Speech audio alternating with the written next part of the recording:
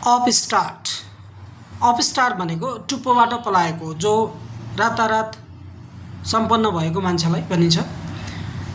त्यसै गरिकन स्टिङ्गी भनेको अत्यन्तै लोभी कन्जुसलाई स्टिङ्गी भनिन्छ। त्यसै गरिकन स्केयर क्रो भनेको यसलाई बुख्याचा भनिन्छ। खेतबारीमा चरालाई डराउन दिनको लागि बनाएको आकृतिलाई हामी स्केयर क्रो भन्छौँ। आउनुहोस् यसको युजको बारेमा कुरा गरौँ। हि इज एन अपस्टार्ट, ऊ चाहिँ टुप्पाबाट पलाएको मान्छे हो। राम इज भेरी स्टिङ्गी, राम अत्यन्तै कन्जुस छ।